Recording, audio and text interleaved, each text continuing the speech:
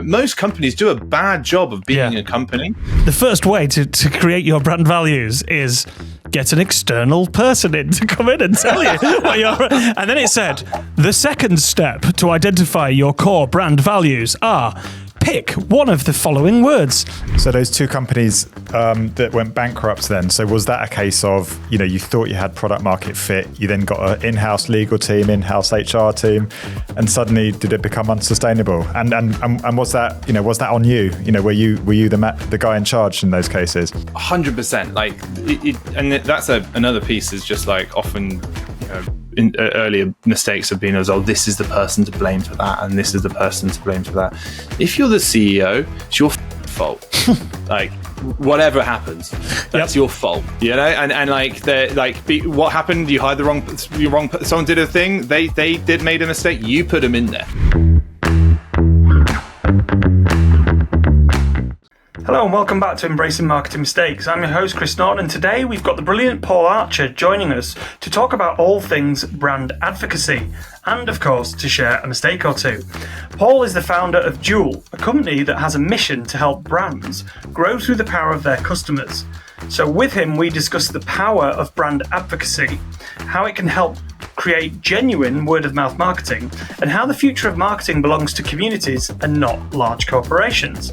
As we know, it's not all plain sailing. So Paul opens up about a mistake he made in his early days when working with a children's wear brand and how he learned a valuable lesson about transparency and quick problem solving. So, as always, sit back, relax, and let's get into the world of brand advocacy and how you can use it to build proper brand loyalty. Enjoy. My name is Paul Archer. I'm the founder of a brand advocacy company called Duel. I talk and evangelize about the whole idea that brands, in fact, every business should grow through the power of their customers. And we are a services and strategy agency that all around advocacy. And most importantly of all, we are the software layer that powers it for the biggest brands in the world. Yeah, so obviously brand advocacy is your thing. Do you want to explain the product that you've got? So Duel, how does it work? Is it brand advocacy with influencers or with customers? Can you, clients? Can you explain, or both? Yeah, so brand advocacy itself is the playbook of how businesses can grow through the people that love them. What's changed over the past few years is that we are now hyper connected with thousands of people, all of us, some people with tens of thousands and hundreds of thousands of people that they can actually talk to, they can convey a message and an idea. And so it means that the way that brands' stories travel between people it's kind of changed, but it's also gone back to the original way. A company has always grew through word of mouth, but actually more recently now, word of mouth is something that can be transmitted in seconds across the world. And so the way that companies grow in 2025, 26 and beyond from there is via people, because the majority of content that we consume is through social media platforms. It's about 65% of all attention compared to the rest, which is everything else. So all TV, all Netflix, all cinemas, that's just 35% of people's attention span, which basically means that if an organization wants to get out there and wants to tap into people's attention so they can sell more stuff, we're marketers, that's what we do. They have to do it through social media. And social is this incredible democratized platform. Doesn't matter whether we're talking about TikTok or YouTube or Pinterest or any of the future ones that haven't been invented yet. They are human powered. They're powered by individuals like you and I. Some people have, outsized weight. Sometimes there's organizations, but if you were to open up any one of your feeds, what you're going to find is the vast majority of the content you're going to consume comes from normal people. So it means that since COVID, when this really sort of shifted towards this direction, is that the entire go-to-market of how a brand, in fact, how every company needs to grow has radically changed. They now need to get hundreds, thousands, tens of thousands of individuals to talk about them, to post about them in a way that is authentic, that it's real, so that people learn about their products and their brand and their services in a way that kind of transmits. And this is it's not only is this just such a huge change, but it's also a massive level of sophistication that brands need to do to engage with this audience, with these communities of individuals. And so what we do at Duel is is we help them figure this out. So we help them understand where the opportunity is as a brand, where their network of different individuals, of advocates who could talk about them are. Largely, these are people who are creators of some variety, in that they're creating content for an audience, and then sort of corralling them and working with them, building relationships with them so that they talk about their brand, incentivizing them, rewarding them for it, sometimes with products, sometimes with payment, but really kind of engaging with them so that it happens again and again. And the Duel technology allows the larger brands in the world to do this at massive scale. So if you imagine these massive billion-dollar brands, they need to have tens of thousands of individuals scattered across 18 different territories and languages, and the complexity that means, and the sophistication of their solution that is required to get there. That's what we specialize in, and so we advise them, and our software platform unlocks that scale for them. Is part of this about trust? I mean, you'll have read the Edelman Trust Barometer, and every year it seems to be that trust in corporations is down, trust in business leaders is down, but the one area where trust is up is the everyday, the everyday person. So, is this are consumers or prospective customers trusting the views of individuals over traditional advertising? Is that a driver as well?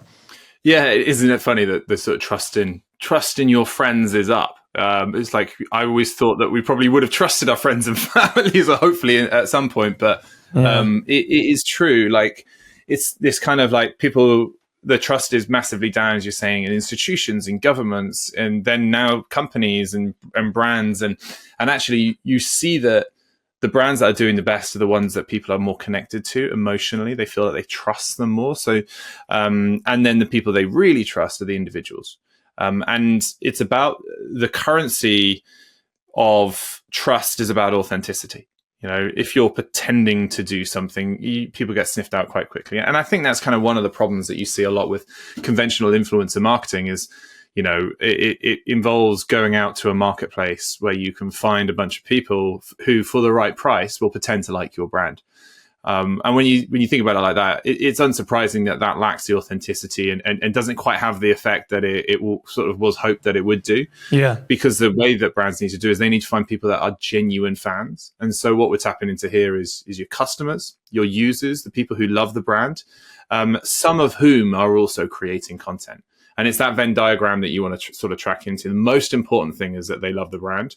The fact that they can create content is the next piece. The fact they have an audience is like third. It doesn't matter how big that audience is, because even if it's a few hundred people, it's still a few hundred people that are going to hear about your brand and maybe buy from your brand.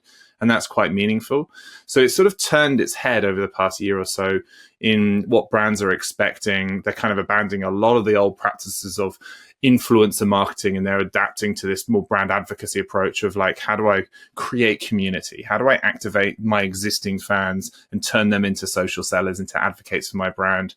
How do I engage with them in a way that they feel connected? So they do it again and again and again. So actually this can become a meaningful, predictable channel, just like the other really predictable channels, which is, social ads and performance buy. They are quite kind of money goes in the top, money comes out of the bottom.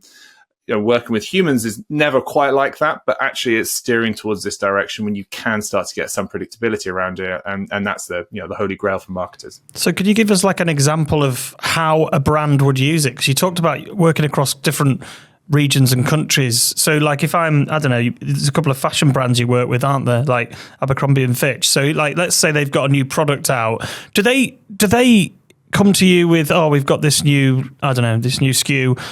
Can you help us promote that? Or how does the process work with customers that are already out there talking? Because every marketer listening to this will already probably be, if they're worth their salt, already listening to their social media channels and looking out for when people talk about their brand anyway. So how does your product help with that side of things? Yeah, so I think the whole idea here is about building an advocacy program. A community of people, of brand ambassadors that will get out and talk to you for that. And that's what the Duel platform powers at its heart. Like, so most of our brands are building programs that their customers can sign up to, they can apply to be a part of. Right. And then when they're accepted on, they get a fully kind of gamified experience where they get tasks and challenges and missions. They can create content. They get an affiliate link, their own personal storefront of their picks with their content that they can share with their audiences. And able to track all of that. It gets the rights to the content to be used by the brand. It's able to track all the revenue, incentivize them either with payments or make sure they get free product. They get the right product in the hands. So what brands are building is an evergreen community of ambassadors and advocates that can be used across all of their brand calendar. So yes, there might be a product launch that's coming up, and then they can, align 300 people to get that product a month before so that they create content and drop it all at midday on the April 1st, whatever it is. Or it might be that, they're coming up for Black Friday and they want people to start talking about various campaigns they've got, or they've got a store opening. They want all the people that are in Tampa, Florida to turn within a 100-mile radius, turn up for it. It just like they have a social media channel, which is owned by Zuckerberg or whoever. And just that they have they have a CRM, which is owned by them. An advocacy program is something which they own, and Duel is an ARM. It's an advocate relationship platform that they use to own that relationship, nurture with them. But it's different to a CRM, which is all about driving sales and segmenting people to target. It's about driving advocacy and segmenting people so you can target the right advocate with the right message, with the right incentive for them. Some people have very large audiences, which means that they are going to require a higher incentive than others. Some people just really love the brand, but maybe they're not quite on the brand aesthetic, and they're more valuable as a revenue driver than a content creator. These are all huge opportunities, and actually building this asset. And if they build it well, it's something that only grows over time and becomes more and more valuable over the years that come through it. And so we at Duel power this for about 60 of the biggest brands in the world. You sort of mentioned there, Abercrombie, we work with Charlotte Tilbury, we do Elemis, some of the very large beauty groups as well, Victoria's Secret. Most of our work is stateside, and most of the work is with these massive brands. And they're buying into this vision that we have, that all of your advocates and all of their activities could be centralized in one platform. So you can get a single view of advocacy, and that you can scale this so it becomes not only a really big channel, but a really, really profitable channel as well. And I think that's the key to it, because these people, because they're not mercenaries being paid to pretend to like your product, like I was talking about earlier, they are doing it for the love of the brand. It means they'll do it for a lot less. They'll often do it for a VIP experience, or they'll do it for a product that no one else can get. And this sort of nurturing of that magic, that fandom, to drive word of mouth, to drive content creation in social, and the outcome of this is social commerce in whatever form it is something which brands are really, really buying into. And I think we kind of we help them bring that to life. Interesting to hear you. I mean, you mentioned authenticity earlier. Now, I get it that, this isn't a case of paying influencers that are disengaged, cold hard cash, and just getting them to shout about our product. And the people you work with do have brand love already, but to a degree, you're still giving them payment in kind, either, a small cash payment or free product. In that context, how do you ensure this is genuinely authentic? Or is it just a case of it being more authentic than, traditional influencer marketing? It's a great question. I think the whole idea around trying to ensure that you're getting advocates who authentically love the brand to talk about you is the secret to getting this right. And so it really comes down to, where are you finding them? If you go out to a network of people who are trying to make money from being an influencer, you're probably not going to find your authentic fans. But that is where the vast majority of people spend their time and money. But when we sort of talk to Brian, we're like, well, they come and say, well, do you have a database that we could use? I say, I don't, but you do. And they're like, do we? Oh, where's that? It's like, yes. Do you have a CRM? Yes. Do you have social following? How big is it? It's 2 million. Great. Okay. That is your fandom. And within there, about 1 in 4 of those people are actively creating content for an audience. Most people aren't, right? Most people are creating content for their friends and family. But just like you guys, just like I've got my podcast, Building Brand Advocacy, I'm pushing out content for a wider audience. Yeah. And basically, these are the people you're trying to tap into. And the fact is that they were there anyway because they're your customers. And then also, don't necessarily pay them. I think that's another secret, which is well worth it, because you'd be like, do you want to get some free stuff? You only want free stuff if you like the brand. If you're not interested in the brand, then it's not really as engaging, as an enticing way of bringing someone in. And so recruitment coming through your customer base is crucial to finding them. And then creating the right sort of hurdles that proves that they like the brands, that proves that they're talking authentically, and allowing them to emerge. Like, the great advocates will just float to the top, and you'll see them, and you want to kind of give them special love and you want to work with them. And this whole idea of advocacy and running an advocacy program is not something you need a very expensive piece of software like Duel to do, which, yes, that's if you're massive and you have very, very complex needs. Any brand can buy into this model. They can build their own programs on a spreadsheet. They can pick up the phone. They can create a WhatsApp group. They can they can give the opportunity to say, are you a creator? Do you want to be a brand ambassador for my brand? And the right people will put their hands up and say yes. And then you can manually sort it out, find a 50, then get 100. Once you've got 1,000, then great. You're going to need to invest in some technology to try and do that. But if you've got 1,000 advocates, then this is a channel which is worth, multiple 7 figures for you. This does feel like what influencer marketing was in 2012, something like that, where it started out. I mean, you said when you were talking there, Paul, you were saying, if you're going out to influencers, you'll be paying them. Well, that's not the case. It wasn't the case when influencer marketing set out. Influencer marketing was all about exactly what we're talking about, identifying people that were creating content, identifying people that were already interested in your brand, that were authentic, that you could engage with.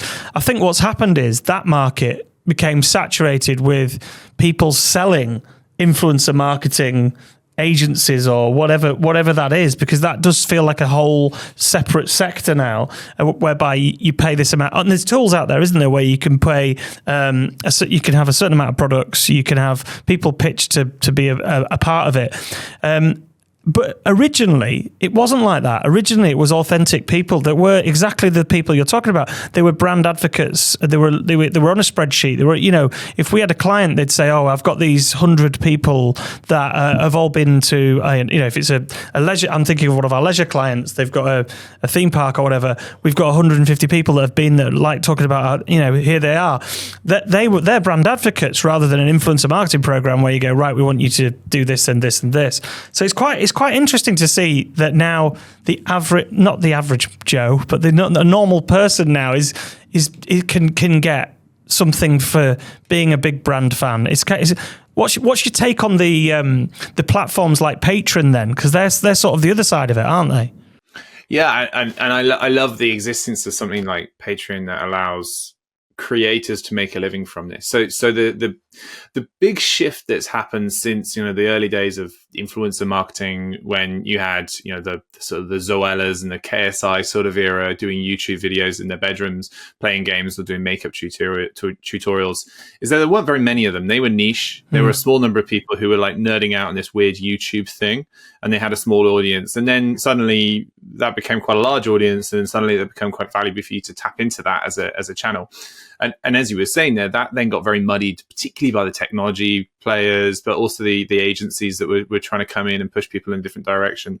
But what's happened over the past few years is just the number of people who are creating has exploded. In the US, it's over 15 million people that make a living from creating. Maybe that's not their full-time living, but it's certainly something which is meaningful. So if you imagine that, like just the percentages of individuals in your customer base that didn't create but now create now, that's so much higher, which means that this wasn't an opportunity in 2012, but it is in 2025, and it's only going up. And so it just means that brands that get this, and this is just like night and day in the brands that we talk to, and you'll probably see it as well. Like, there are brands that we look at and we see how advocacy ready they are. You see how willing they are to allow other people to tell their story. The VP of brand is that killer of brands in 2025, because what they're doing is, that's not on brand, or that's not the right aesthetic. That doesn't look good there. And actually what you find is those are the brands that are topping out because, we've got this look we've got to get it right. And then you've got those brands that are just flying. And you look on their social channels and, there's no models. There's no product pictures with a boring background or someone on a beach, none of that crap. You got real people talking about them in a real way, and they're just platforming them and allowing like thousands, tens of thousands of people to tell that brand story. And that is how brands grow today. And actually what you'll find by 2030, when social commerce is set to be about 40% of all brands' online revenue, is that there'll be those brands that adapted and understood that this is the way the world is, and those brands that didn't and stuck to this brand aesthetic idea, and they'll all be dead. We've only got 5 years and they'll be dead. So I'm quite interested in, you keep talking about revenue, and that's really getting my attention. So a minute ago you said, this channel could be worth multiple seven figures if you get it right. So how do you quantify that? How let's say you've got an established ambassador program. How do you demonstrate value from that investment?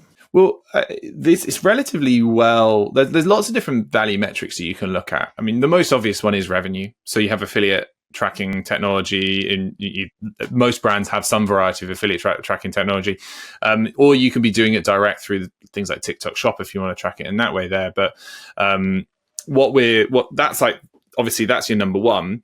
But then you have these proxies with things like earned media value is a great way. This is the value of what that amount of reach would have cost you had you bought ads for that. We've reached 100 million people. Well, if I were to buy those ads through Meta on Instagram, it would have cost X, for example. And you can use that as a great proxy.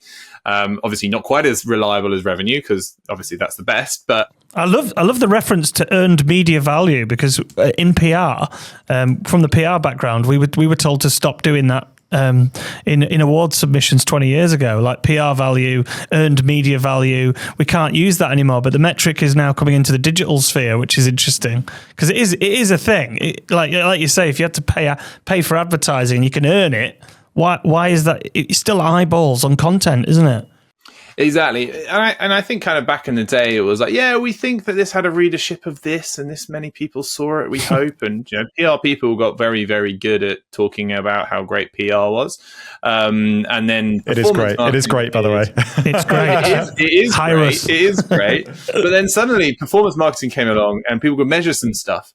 And you have this entire generation of marketers that are like, well, if it can't be measured, it didn't happen, I did. And then suddenly you have these like D2C 1.0 brands that were coming up selling mattresses in 2015. And they were like, yeah, we've got this kind of arbitrage where we can buy Facebook ads, we can sell a mattress online, and we can do that. And that was fine. And then COVID happened and everyone stopped advertising, performance advertising. And then one of two things happened to a brand, their revenue either went up or it went down. And most of them died. How many online mattresses companies are there around? Because actually what they hadn't built was a brand. They hadn't built a community. They hadn't built this brand love, this connectivity with their customers who would then tell other customers. They had built an incredibly efficient sales machine.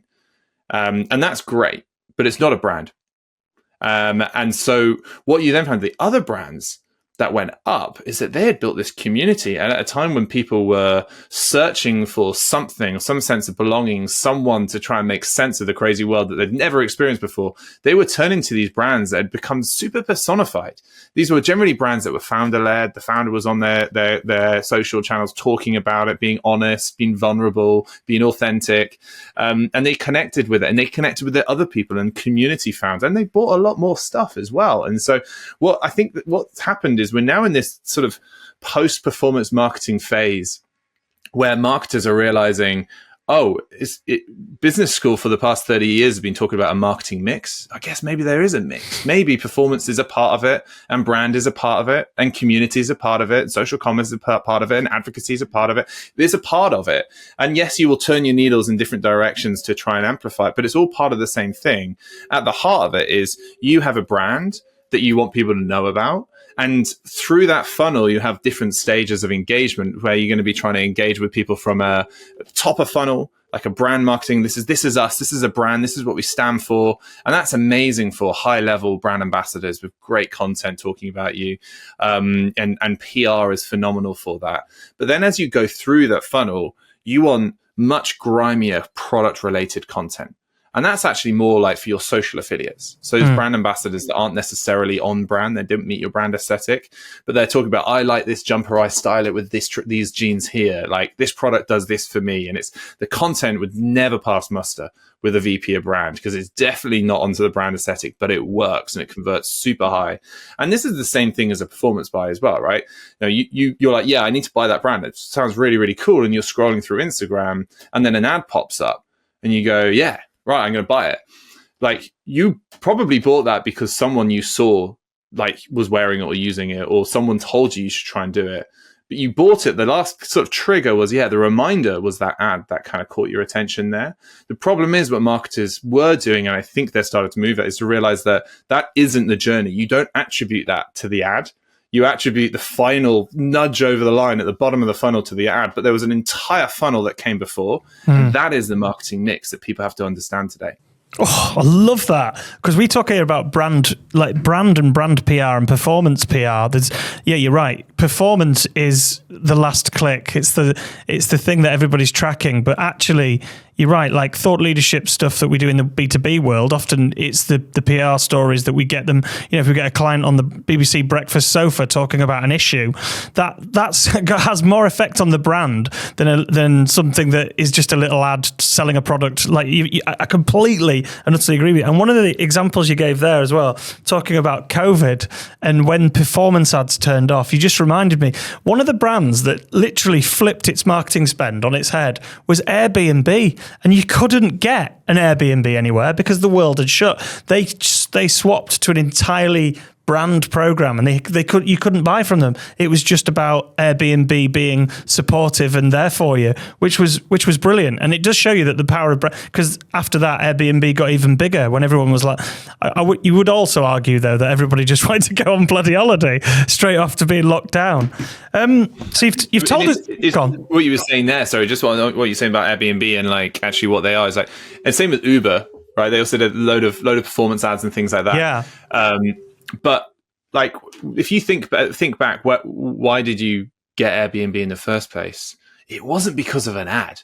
It was because of someone else who said you should guarantee. Like, think about the time 100%. you've done. 100%. 100%. I agree. Same with Uber. It's like, what? So it's like a car? You just press a button and a car comes? Sweet, right? And then I was like, oh, hey, take my code, use this. It became this like $100 billion referral mechanism, which is just phenomenal. One of the greatest examples of advocacy, well attributed ever. It's not as easy as that anymore, but this is still word of mouth. And then the performance piece is that thing that nudges you over the line. And it is important. It's part of that mix, but it's not the only thing for it. And I think that when you start looking at the various different opportunities for a brand or any kind of organization to get people to talk about them, like the high level piece of what's the value prop, what's the trust building piece, because most marketing really is about nudging someone from a consideration point to actually purchase. But if your best mate says, yeah, this is the only brand I use, or yeah, I use Airbnb all the time, it's super safe, what, giving up, you want to go to some random person's house, which were like 10, 20 years ago, 20 years ago for sure, a completely ridiculous idea. But he's like, yeah, I do it. I live in it. It's amazing. I use it. It's so cheap. It's better than hotels. And I get these magical experiences. You're like, yeah, right. You skip all that kind of like trust building phase and you go and sign up to an Airbnb account. And that's the power of advocacy. And I think that brands and every organization needs to understand that and really understand how people find out about what they do. They need to find out about the value of the proposition they've got to do and actually understand why their customers bought it in the first place. And it's probably not going to be something you're going to see on a metrics dashboard. But what I love about this, Paul, is that you're talking about something that I think we all agree on. But you're right. In the last, and it might be back to 2012, like that sort of time. When did performance marketing suddenly become the thing that everybody? Because like we'll go into pitches sometimes, and we'll be like, "You're going to receive this increase in thought leadership, increase in all," and we actually measure all the performance stuff as well. But some clients will literally not be interested unless they can see how many clicks am I going to get to a website, how many and they're comparing like apples and motor cars. Do you know what I mean? They're not comparing the two things, and it's like we always say things like reputation is everything, because if you haven't got a reputation, if you lose trust, you are fucked. You're finished. Your brand is finished overnight. That's the way it works. And then people go, oh, yeah. And if there's a crisis, who are you going to call first? It's usually your PR team. It's the inability to measure, though, isn't it? And immediately, because you can't easily measure it, people just focus on what you can measure. But I like the fact that it's the authenticity, it's the individual, and it feels like I don't know how old you are, Paul, but it feels like there's been a gap in. But this is what I was trained when I was doing my university degree and everything. Then it went away, and then it seems to have come back. And it sounds like we're saying something completely revolutionary, doesn't it? There's a whole generation discovering integrated marketing as if it's this incredible new discipline. And talking about brand. Yeah, the importance of brand building.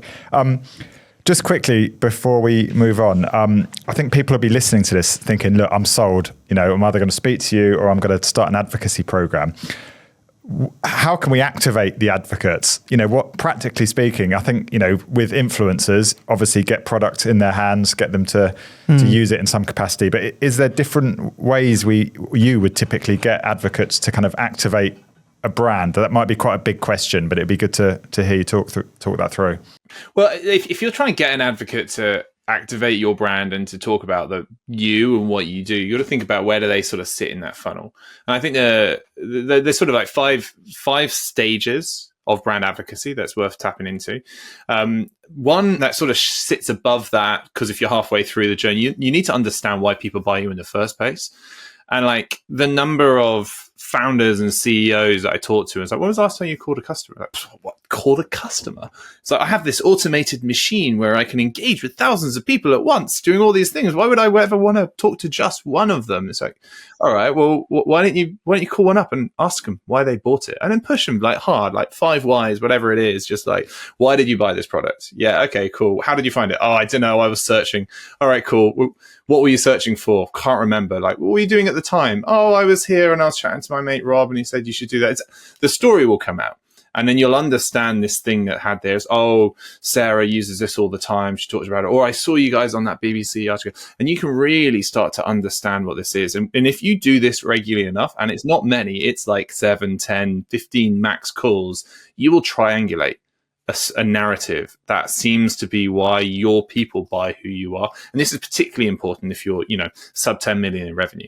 And because you understanding it, getting in it, hustling as a founder, hustling as a CEO or as a CMO to really get that story right. That's the stage that you really have to get initially. But for everyone to hit advocacy, like we've looked at hundreds of brands, we've worked with quite a lot of them, and obviously we sort of skew towards the high end there, but we have and advised many more from there. And the brands that grow really, really quickly all share the same traits. That top 1%, they all share this. And like the first piece is that they always start with why. They have this clear purpose and a meaning and a reason for being that gets them out of bed in the morning, gets their employees out of bed, and then the customers just like buy into that, right? They like, this is my reason too, I want you. And the more narrow, the better. It's like, because actually everyone's like, oh, everything to everyone. That is not going to get people excited. It's got to be a really core reason for being. The next thing that they then do after that, and they bake that into everything they do. It's very obvious. It's in the first conversation that they do. And it would have said at the top of the podcast, similarly, I'm trying to replicate it. Is that why do we exist? It's just like, we started Duel because we think that companies that are built through advocacy could change the world, because instead of optimizing towards short-term sales, which in companies are responsible for fucking up most of the things in the world, whether you're looking at global warming or politics or these things, generally there's a company, the psychopathic entity that is a company at the heart of it. But if they were optimized towards actually getting people to talk about them, not about getting them to buy from them, they would do everything differently. They would then treat the humans in a different way. And you'll start to see that in these kind of traits of the brands that do it really well, because they start with why. The next step they have is they create a remarkable experience. And remarkable meaning literally you remark upon it. Tony's chocolate.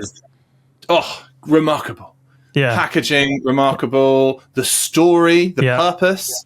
Yeah, you'll start to see, we can probably use that as a great case study throughout it, like remarkable experience. And then they fucking care about all the different stages of that. So from the very first touch point to the last, it's designed to make you love them and tell other people about it.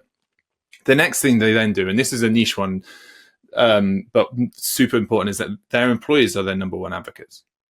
And they invest in them. They make sure they have unlimited free product, and they talk about them. And the best brands in the world, and you'll know it. So how do you know that someone works for them? Is because they've already told you, because they feel so passionately that the company represents them. They connect to that why, that they then tell everyone. Because your employees are always your first touch point.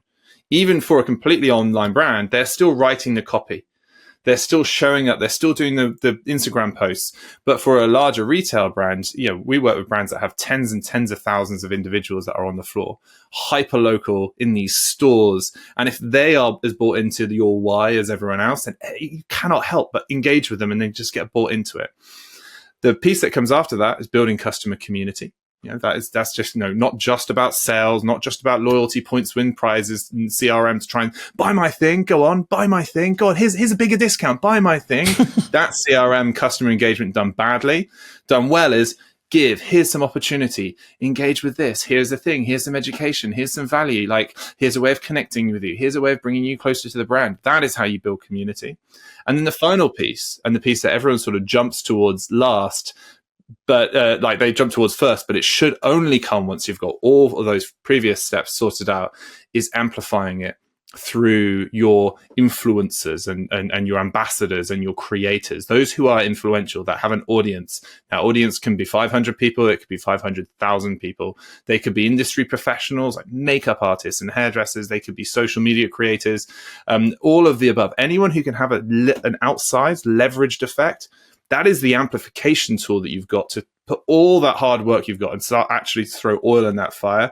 And if you can do all of those, you will have a very, very successful brand. And I guarantee you look at very, very successful brands that have come up over the past 5 years, they all share those 5 steps. Fascinating. Absolutely fascinating. I watched a video on TikTok yesterday. It was hilarious. And it said, how to come up with your brand values. And it was a piss take. And it was like, the first way to create your brand values is get an external person in to come in and tell you what you're... And then it said, the second step to identify your core brand values are pick one of the following words: excellence, customer excellence, authenticity. Yeah, commitment. Commitment. Yeah. And then it said, put all those words in a bag and pick them out one at a time and stick them on your wall and then never review them ever again. But your way sounds much better. That's the thing that you've got to remember, right? And you look around and people always say, oh, what about this? What about this? You've got to remember, most companies are shit. Right? Most companies do a bad job of being a company. They've often, they've got to a place where they've grown very successfully. There's generally like one person, often a founder, who's able to just like break down those barriers. They have those values. They just create this incredible being. And then they spend the next 5, 10, 20 years dying and what people are spending most of their days is trying to reduce the rate of death before they find who they are. And such a bleak outlet. It's such a bleak outlet, but it's true. And I think it's that's what I'm trying to do.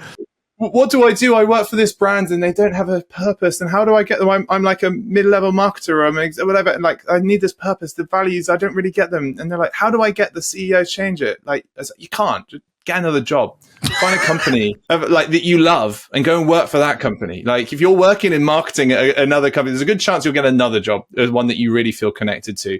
And I think that is one of the core reasons is great brands are able to attract great talent. Because they will only be able, because people want to be there. And it's just so clear that that's a great organization to be a part of. And you love going to work. And I think we spend most of our time at work. So we should love what we do and we should work with companies we love. And talking about being at work, this show is all about embracing marketing mistakes. How long have you been doing what you're doing now? And have you made any interesting mistakes along the way, Paul, that you'd like to share with our marketing audience? We launched Duel in 2020 out of beta. Previous to that, I had a gaming studio, so kind of gamification is very much the DNA of what we do. And like countless mistakes, obviously. Like there's so many to kind of count. I think what's been really interesting is sort of, for me, is mapping this journey of running a business. And I think that and maybe this might be a software type thing, and trying to find it is like the key piece when you're early on is trying to find product market fit.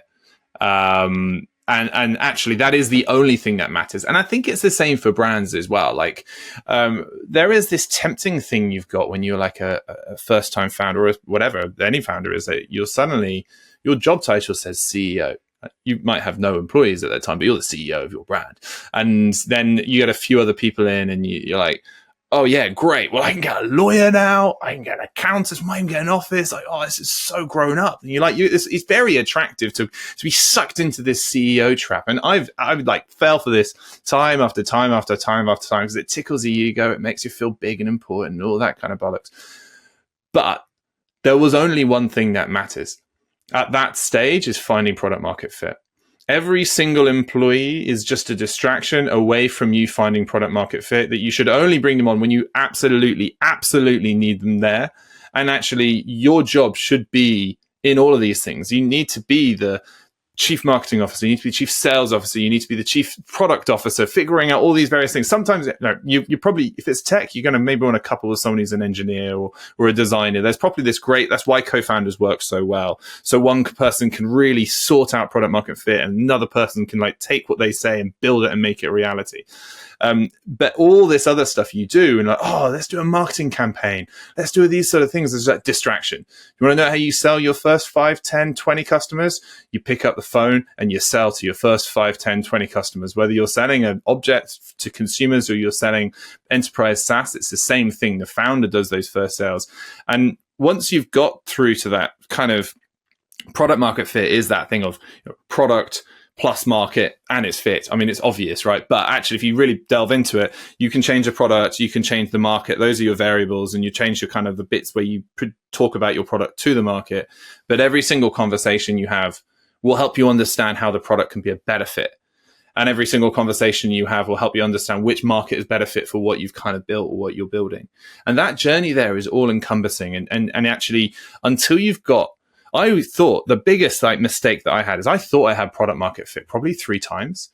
2 of those times that company went bankrupt, ran out of then because it was just ego. It was like, oh yeah, people kind of want it. I think we've got product market fit. Did not happen. Like when with Duel, we found product market fit, and I knew that we'd fit product market fit because people just were pulling from us. They were like, yeah, we want to buy into it. They didn't even look at the product. They just were like, yeah, buy into this vision of what you guys are trying to build. And then they were like, yeah, let's make it work. Like the product may not be there, but I buy into the journey you're going on to get there, and let's go, because I buy. And that was this inflection point. And then actually the role started to change, because the role of founder then becomes almost obsolete in my mind. Is that then you become the role of CEO at that point. You are a manager of people. You are building an operation, a human-powered machine. All these different cogs of different individuals that you've got to tune and work with and motivate and drive them, ensure they all go in the same direction. They're all motivated. They buy into your vision, the values, and they are the right ones, and figuring out when they are not the right ones and compensating them and funding them. And that's the job of a CEO. That's a very, very different role to being a founder. And I think that kind of idea of CEOship distracts founders from getting there. And they often never get to be a CEO because they forget that the job at hand of your very, very early stages is to find product market fit. And like, I have so many scars of thinking that I had that and realizing that I really should have just picked up the phone and done more sales calls and got immersed in the world of our customers to build a solution that they really, really needed. So those 2 companies that went bankrupt then, so was that a case of, you thought you had product market fit, you then got an in-house legal team, in-house HR team, and suddenly did it become unsustainable? And was that, was that on you? Were you the guy in charge in those cases? 100%. Like and that's another piece, is just like often, in earlier mistakes have been as, oh, this is the person to blame for that, and this is the person to blame for that. If you're the CEO, it's your fucking fault. Like whatever happens, that's your fault, And like what happened? You hired the wrong. Someone did a thing. They made a mistake. You put them in there, or you approved them coming. It's your fucking fault. And so, like, of course, it was my fault with those things that fell through. But yeah, specifically, we had an app that we thought was gonna take over the world. We actually had this, it was like 2014, everyone had an app. It was like totally the cool thing to do at the time, if you remember. And so I had an app. We were basically going to take down Snapchat or something. And then we were going to get featured by Apple. It was just going to be this global thing, right? It's going to like flip it, US feature all over the world. Everyone's going to use it. And it was going to be huge. Now, we were waiting for this big launch, just sort of sat there, the champagne's on ice, we've got the beers on the side, we're like, yeah, ready, this is going to be so big. And nothing happened. And then we started seeing these like users popping up in Turkey. Well, what's going on here? And true to their word, Apple did feature us. They featured us in Turkey. And so we got big in Massive in Turkey. For a bit. And again, it was like, yeah, this is great. We're going to do it. But actually, part of the reason why I started Duel was because we were able to see very, very quickly from the data that this was a product that had no virality. there was no advocacy. And we were saying, oh, look, you can see users, they're downloading it. This is amazing. Yeah, people can do it in Turkey. And then it was like, but we could track all the downloads back to the App Store, and there were no other downloads. And because it's the absence of attribution which shows advocacy, shows word of mouth in cafes and conversations and calls and everything that happens. And we had no absence of attribution. And that's a really concerning place to be. And we went back, because at the time we'd raised some money, and we went back to them and said, look, we're not going to invest this capital in marketing because we don't have the product, and we don't think we can get this product to a stage within the time frame that we have. And so we'll just spend it more on marketing. We're like, no, there's no advocacy. And it was just like, they didn't understand it. And I'd then also been working with a lot of brands, and I realized the same kind of conversation of just like, what does advocacy say? Also didn't understand it in similar, like whether it was performance mindset or whatever it was. And I realized that this, for me, from first principles, is the reason why everything happens, where every business even exists in the first place, is because of advocacy. And this is something which nobody invests in, no one understands, no one can quantify or measure or scale. It's like, wow, that's a big fucking opportunity. And like, we were just like, that company was just doomed. And we were like sat there going, what are we going to do? And it was just like, that thing there, let's figure that out. And it was a big old task. And it took like 2 years to figure out what a solution needed to look like. And then another hard pivot a year after that to get to where we are right now. But like, it really kind of comes down to sniffing it out and constant conversations, and then getting distracted by the whole CEO stuff, and hopefully not dying long enough to come back to the core role so you can then find that product market fit. Amazing. Turkey's loss is the United States and the UK's gain, right? I mean, that's fascinating. I've got one question, actually, because you touched on it. It's mainly the big brands that you work with. So what sort of size do people decide to do a program with Duel then? What sort of size do you have to be? Normally, to work with Duel, typically work with brands that do 100 million plus in revenue. Like each deployment we work with is, it's in the six figures. It's a very high touch, high end. We're very selective. We say no to 4 out of 5 brands that approach us. And we don't advertise. We don't have big stands at shows. Like we just work off word of mouth, and we work our absolute hardest to try and create a remarkable experience. And so people will talk about us. And that's actually been the engine of growth for us, as we feel that if we can't do it ourselves, then who are we to tell other people how to grow their brands? But so therefore we have found this niche because what we had built, almost accidentally, was designed for scale, because we kind of designed it for larger communities. But what we found was actually the biggest opportunity was those creators, those brand ambassadors within your larger customer community. And because we built the technology expecting hundreds of thousands in there, it meant that we were automatically able to then start scaling these programs, where brands typically had a spreadsheet with 100 people in, and we sit down with them and we go, well, why don't we go 10,000 people in there? And they're like, well, I'm making, $2,000 per head for 100 people, and I'm getting a bunch of content. I'm like, what does that look like if I times that by 100? And then you actually get like this massive upside of sort of like channels that previously haven't existed. Amazing. If now you've been on the show, if you could invite the next person to be on this show, who would it be and why? I reckon Rebecca Kelly, Venue Scanner. She's going to tell a good story. She's been through a lot of these various things. Yeah, she'd definitely be high on my list. Yeah. I'm going to stick with that one there. I do have another marketing fuck up. Well, it's just like a lot. Oh, go for it. So we, I'm not going to say the brand because they went defunct, but it was our first ever test that we did, and it was a children's wear brand. And because you were saying there earlier about how PR was like a crisis PR, they get the first person you call for it. And actually your crisis PR playbook is probably the same. It's just like, you're going to have to tell the truth. You're going to have to be honest and authentic. And that's the only thing that's going to get you out of this.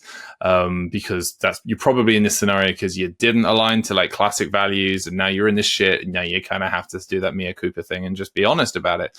And so but we had this kind of crisis moment when we had launched the technology, and we had this editing function in it where people would create content, they'd upload it, they'd edit it, and then upload it. and then it would go into our platform, and then the platform would then take that content and host it on a brand's website. I probably shouldn't be telling you this actually, because but you've started now. You haven't named the brand. This was many years ago. It was like the first time we did anything. Yeah. What we didn't realize is that the editing function then took the raw files into the platform and then hosted the raw files. So it was a children's wear brand, and these parents had like taken their pictures of their little darlings wearing these products, and then they very carefully edited out their faces and put like emojis over them and just cut it. And so we then took all this content and then we just put it live, like 2,000 images of unedited images of children on their website. And there was just this uproar. We like caught it within within a few minutes, and we had to pull it down. And then we spent, the whole weekend just recoding, re-engineering the entire platform to capture it and like get those stuff up there. But there was this kind of moment. The first thing you do is just like, what do we do here? Is just like, shit, this is our bad. Like, we fucked up. We need to actually go and actually kind of arrange it and find a solution to it. And, that was that kind of like experience of the bad side of it. We screwed up, but how you deal with that to create a remarkable experience can give you a lift off point. That was just like, okay, well, I'm not going to just sit there and say, oh, well, that was the way it is. Like, you got to do something about it. But turning a negative experience into a positive one can often build brand love more than actually anything you did previously. And we ended up working with that brand for years afterwards. And obviously your product got better off the back of it. You improved the product. Yeah, exactly. Just sacrifice one weekend and we built a much better product. One weekend of high-end stress. We had another guy on here that did something and he amended something. He worked at the BBC and he took out the entire BBC website. It's the homepage, the news homepage. The whole BBC website went down, which is a great fuck up. Do you reckon there's just a switch at the BBC, the website switch? The whole website's gone down? So, Paul, if people want to get in touch with you or find out more about Duel, do you want to give us some email addresses and contact details? Yeah, so Duel is duel.tech. That's our technology side of things. If you're into brand advocacy, run a podcast called Building Brand Advocacy. You can search that. All about advocacy and marketing. We interview the best brand builders in the world on both sides of the Atlantic there. That's worth checking out. And then you probably can get in touch with me. My email is paul@duel.tech. It's pretty easy to find there, and would love to talk about brands all day long if I can. So any way you can get in touch, would love to communicate and see how I can help you. Yeah, thanks for coming on the show, Paul. That was brilliant. I really enjoyed it. It was great.